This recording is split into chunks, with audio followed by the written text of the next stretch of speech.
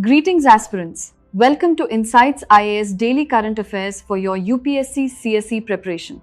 In today's video, we are analyzing the most critical facts for the upcoming prelims. Alright, here's our agenda for today.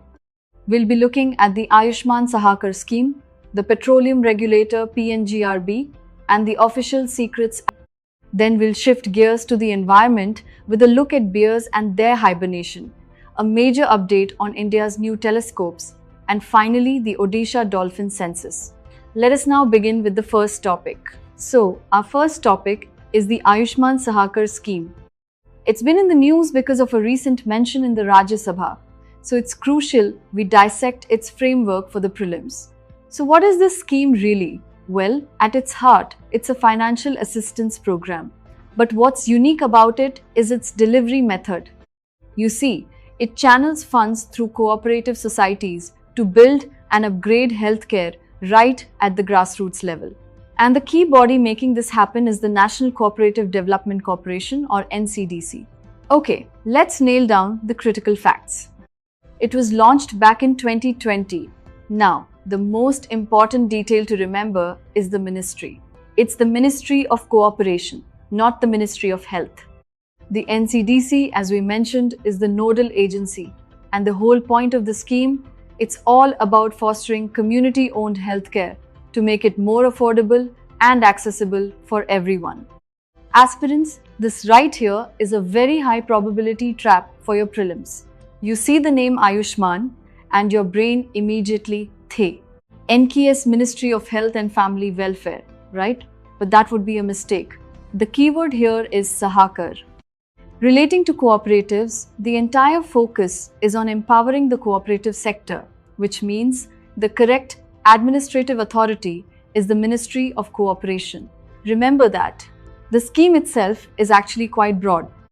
Basically, any registered cooperative society can apply, provided healthcare is one of its stated goals. And the money can be used for a whole range of things, from building hospitals and modernizing labs to even integrating Ayush services. There's also a fantastic feature to promote women's participation. Cooperatives with a majority of women members get a 1% interest rebate on their loans. Alright, let's do a rapid recap for your notes. Governing authority, Ministry of Cooperation. The big trap, confusing it with the Ministry of Health. And for your mains prep, this is a perfect example you can use for questions on cooperative federalism in your GS paper 2. Moving on to our second topic, the Petroleum and Natural Gas Regulatory Board, or PNGRB. Now this body is in the news because it has just approved some new guidelines for injecting compressed biogas, or CBG, into the national gas grid. The very first thing you need to know about the PNGRB is that it's a statutory body. This means it was created by an Act of Parliament, the PNGRB Act of 2006. Now, its job is to regulate the downstream part of the hydrocarbon sector. So, think refining, storage, pipelines, and city gas distribution. Basically, everything that happens after the oil and gas have been and pulled out of the ground. Here are the quick facts. Established in 2006, it's a statutory body, and its headquarters are in New Delhi. Its objectives are twofold, and they're both very important. First, to protect the interests of consumers, and second, to promote fair competition in the market. And here is the most common trap related to the PNGRB. Aspirants, take note. A statement in the exam might suggest that PNGRB regulates things like oil exploration or production. That is completely wrong. Those are upstream activities. The PNGRB's job is strictly downstream. So think pipelines, think CGD networks, think LNG terminals. This distinction is absolutely vital. Okay, time for a quick recap on PNGRB. It's a statutory body set up by its own act in 2006. The potential trap is mixing up its downstream mandate with upstream regulation. And this topic connects directly to your GS Paper 2 syllabus under statutory, regulatory, and various quasi-judicial bodies. Now, let's turn our attention to a very important piece of legislation, the Official Secrets Act of 1000, 923. It's in the news because the Defense Ministry is working on new guidelines for armed forces personnel who want to publish books or memoirs after they've retired. Let's just think about this for a second. Who does this law actually apply to? Is it just for spies and top government officials? You might be surprised by just how wide its net is. The scope of this act is, well, it's incredibly broad. It covers all government and defense personnel, both while they are serving and, this is important, after they have retired. It also applies to all Indian citizens, no matter where they are in the world, and it even covers any person, including private individuals or companies, who might end up with classified information. This is a critical point and a classic MCQ trap. Aspirants, listen carefully. The responsibilities under the Official Secrets Act do not just vanish when someone retires. The Act applies for life. A retired general or a former diplomat is just as accountable under this law as a serving one. Please register this fact very carefully. So, to summarize, the Official Secrets Act oversight is handled by the executive. The legal basis is that old colonial era act from 1923. The key trap to watch out for is the idea that it doesn't apply after retirement. It does for life. And this is a core topic for your GS paper 3 syllabus under National and Internal Security. Alright, let's shift to an environmental story coming out of Uttarakhand.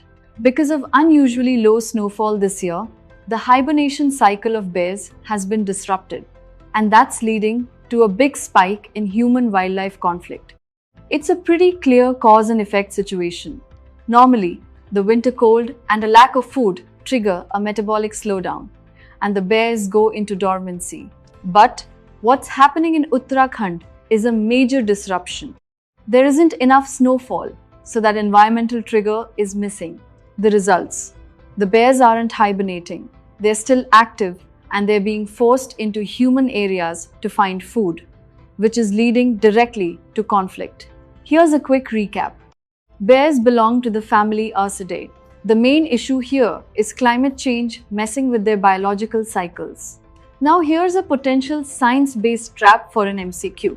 Technically, bears are not true deep hibernators like some smaller animals. They actually go into a lighter winter sleep or torpor. And of course, this is a perfect example for GS Paper 3, directing linking climate change impacts to human-wildlife conflict. Now for some really exciting news from the world of science and technology. The recent Union budget has given the green light for 2 brand new major telescopes in Ladakh. This is going to be a huge boost for India's capabilities in observational astronomy. So, we are getting 2 very different facilities. First up is the National Large Solar Telescope, or NLST. Its mission? To study our sun. It's going to be located at Merak near the famous Pangong Tso Lake. The second one is the National Large Optical Telescope, or NLOT. This one will be looking out into the deep universe, studying things like distant galaxies and exoplanets. It's going to be built at Hanle, which is already a world-class site for astronomy. Now, just look at the difference in scale here. The NLST will have a 2-meter aperture, which is quite significant for a solar telescope. But the NLOT, well, it's in a whole other league. It's going to have a massive 13.7 meter segmented mirror. That will place it among the largest telescopes of its kind. Anywhere in the world, this is a truly monumental leap for Indian science. Aspirants, please focus here. The most probable trap in a prelims question would be to just swap the locations of these 2 telescopes. It's a simple fact, but it's very easy to mix up under exam pressure.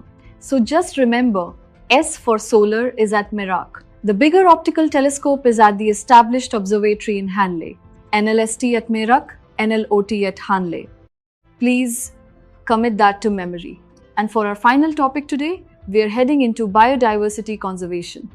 The results of the Odisha Dolphin Census for 2026 are out, and I'm happy to say they bring some very encouraging news for our marine conservation efforts. The headline number is 765. That is the total number of dolphins recorded along Odisha's coast, and it is the highest count in the last 5 years. This is a classic superlative fact, the kind that UPSC loves to ask about. It's a great sign that conservation measures are actually working. Now, if we break that total down, the humpback dolphin is the most common, but the really crucial point for your exam is the Irrawaddy dolphin.